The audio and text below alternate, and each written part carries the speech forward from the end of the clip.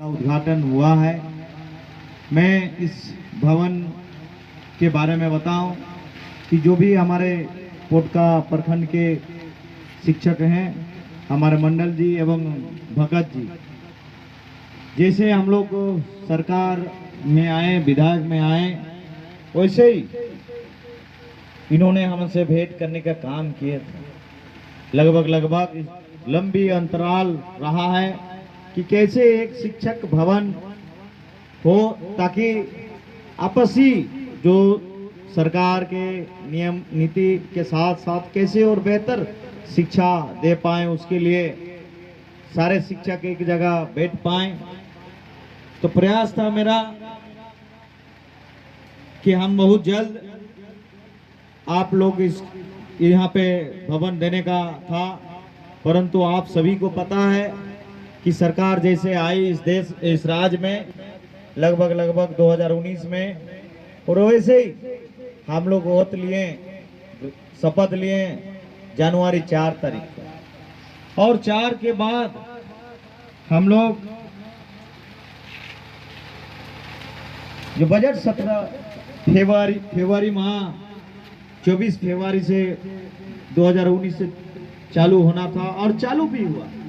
जैसे ही बजट सत्र चलने के बाद सप्ताह भर चला था कि नहीं चला था, एकाएक केंद्र सरकार द्वारा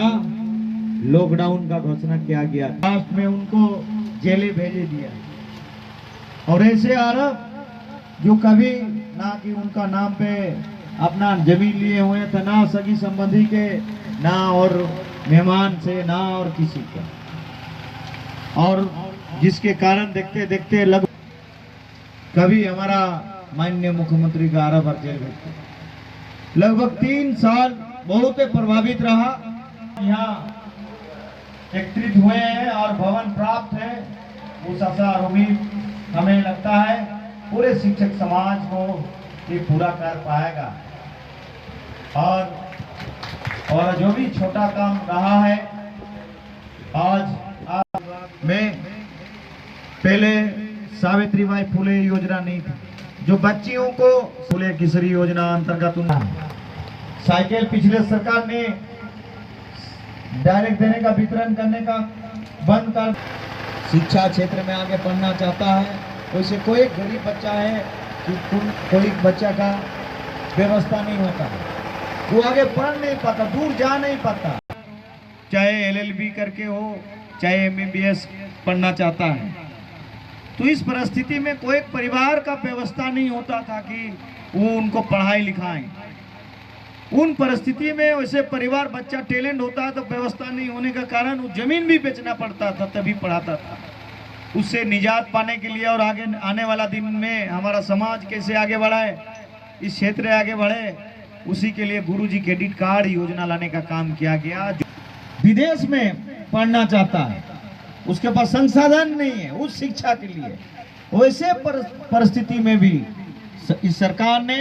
जयपाल सिंह मुंडा परदेशी योजना लाया, और उस परदेशी योजना के तहत हर साल 200 बच्चे को विदेश में पढ़ाने का सरकार खर्चा जिम्मा लिया। जबकि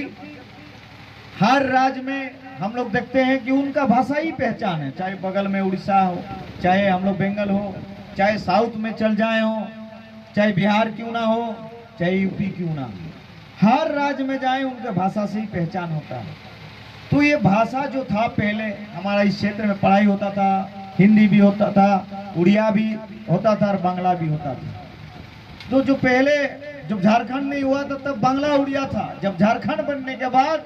वैसे भाषा को यहाँ समाप्त किया गया, जो कहीं ना कहीं उन समाज को खत्म करने का प्रयास था। वर्तमान सरकार पुनः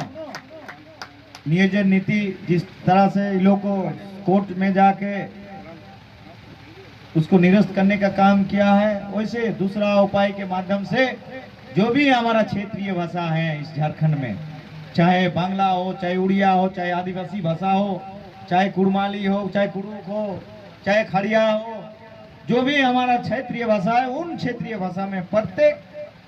स्कूल तो नहीं, स्कूल को जो चिन्हित किया गया, जो आप लोग सर्वे करके दिए हैं, उस सर्वे के आधार पर बहुत ही जल्द घंटी आधारित टीचर भी बहाल करने वाले हैं ताकि हमारा क्षेत्रीय भाषा को बरकरार रखा जाए और आगे बढ़ाया जाए।